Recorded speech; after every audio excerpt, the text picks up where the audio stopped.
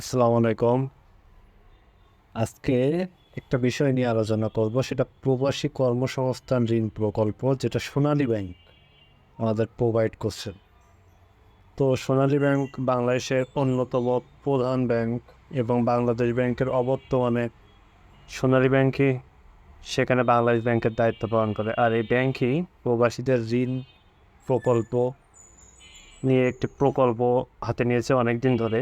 তো এই বিষয়টা নিয়ে আসলে বিস্তারিত আলোচনা করব। চলুন তাহলে শুরু করা যাক।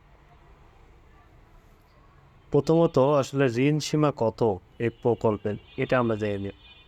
যে চাকরির জন্য বিদেশে গমনের নিমিত্তে প্রকৃত বিমান ভাড়া, শ্রম ও জনশক্তি এবং প্রবাসী কল্যাণ ও বৈদেশিক কর্মসংস্থান মন্ত্রণালয় কর্তৃক নিয়োগকারী সংস্থাকে সরকারি নিয়ম অনুযায়ী প্রদেয় কমিশন, সার্ভিস চার্জ ও অন্যান্য চার্জ সহ প্রকৃত খরচের 100%, তবে এই হবে সর্বোচ্চ 3 লাখ টাকা, মানে 3 লাখ টাকার অনধিক হবে।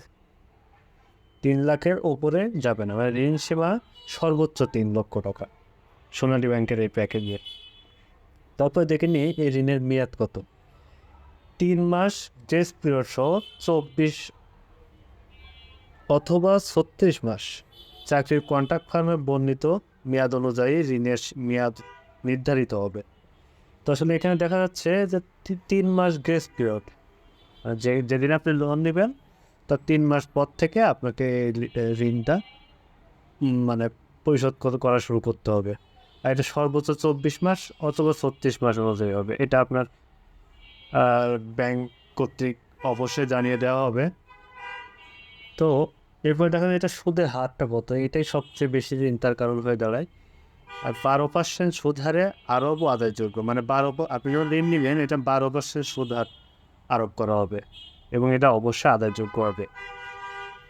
তো ঋণ প্রাপ্তির কী যোগ্যতা হলে আসলে একজন প্রবাসী এই ঋণটি পেতে পারে, সেটা হচ্ছে বাংলাদেশি নাগরিক হতে হবে। এটা প্রথম যোগ্যতা, এটা থাকতেই হবে। আর ঋণ মঞ্জুরের পূর্বে আবেদনকারী ও জামিনদার নিজ বা স্বার্থ সংশ্লিষ্ট প্রতিষ্ঠানের মাধ্যমে সিআইবি প্রতিবেদন সংগ্রহ করতে হবে। আর রিক্রুটিং এজেন্সিকে জনশক্তি রপ্তানির ক্ষেত্রে গ্রহণযোগ্য সুনামের অধিকার হতে হবে। অবশ্যই যে এজেন্সির মাধ্যমে যাবেন সে এজেন্সি যেন সুনামের সহিত কাজ করছে এরকম একটা রেপুটেশন তার যেন থাকে। তো পরবর্তীতে এই ঋণ আবেদন করতে গেলে আমাদের আসলে কি লাগতে পারে। এই ঋণ আবেদন করতে গেলে আমাদের নাগরিক সনদপত্র লাগবে, ভোটার আইডি কার্ড, পাসপোর্ট সাইজের 3 কপি সত্যায়িত ছবি, অবশ্যই গেজেটেড অফিসার কর্তৃক সত্যায়িত। পাসপোর্টের যে কপি থাকবে এটা ফটোকপি লাগবে। তারপরে নিয়োগপত্রের সত্যায়িত ফটোকপি লাগবে।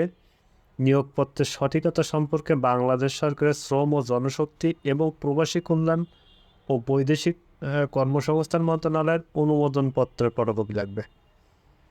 তো বিদেশে গমনের কমিশন, সার্ভিস চার্জের বিবরণ সম্বলিত একটি প্রত্যয়নপত্র দিতে হবে এর সঙ্গে। আর মাসিক বেতন থেকে প্রেরণযোগ্য অর্থের পরিমাণ ও চাকরির মেয়াদকাল সম্পর্কে শ্রম ও জনশক্তি ও প্রবাসী কল্যাণ ও বৈদেশিক কর্মসংস্থান মন্ত্রণালয়ের গমনপত্র। এই ডকুমেন্টগুলো যদি আপনার থাকে তাহলে আপনি সোনালী ব্যাংকের যে কোনো শাখায় গিয়ে এই প্রবাসী ঋণ প্রকল্প থেকে ঋণ গ্রহণ করতে পারবেন, যেটা অনধিক 3 লক্ষ টাকা হবে। এটা আগে আমি বলেছি। তো ঋণ পরিশোধের যে একটা সূচি, এটাও আপনি সোনালী ব্যাংকের ওয়েবসাইটে গেলেই পাবেন। এখানে দেখা যায় আপনার বিভিন্ন পরিমাণ অর্থের ওপরে যে আপনার ঋণ পরিশোধের যে কিস্তিটা হবে এটা দেওয়া আছে। যেমন 50,000 নিলে আপনার 21 কিস্তি যদি হয় তাহলে 2,715 টাকা করে আপনার কিস্তি পরিশোধ করতে হবে। আর যদি 33 কিস্তিতে আপনি করতে চান তাহলে হচ্ছে 1,818 টাকা। এই একইভাবে যদি আপনি 3 লক্ষ টাকা নেন এবং 21 কিস্তিতে যদি এটি পরিশোধ করতে চান তাহলে 16,286 টাকা করে আপনার কিস্তি দিতে হবে। আর যদি 33 কিস্তিতে আপনি এটি পরিশোধ করতে চান তাহলে 10,909 টাকা দিতে হবে। ঠিক এইভাবে আসলে সোনালী ব্যাংকের ওয়েবসাইট থেকে তথ্যগুলো নেওয়া। আপনারাও চাইলে সোনালী ব্যাংকের ওয়েবসাইটে বা যে কোনো শাখা অফিসে গিয়ে যোগাযোগ করতে পারেন। তো এটাই ছিল আমার আসলে সোনালী ব্যাংকের প্রবাসী ঋণ প্রকল্প নিয়ে আমার আলোচনা। তো আশা করি বুঝতে পেরেছেন। আমাদের সঙ্গে থাকবেন, আরও নতুন নতুন ইনফরমেশন নিয়ে আমরা উপস্থিত হব।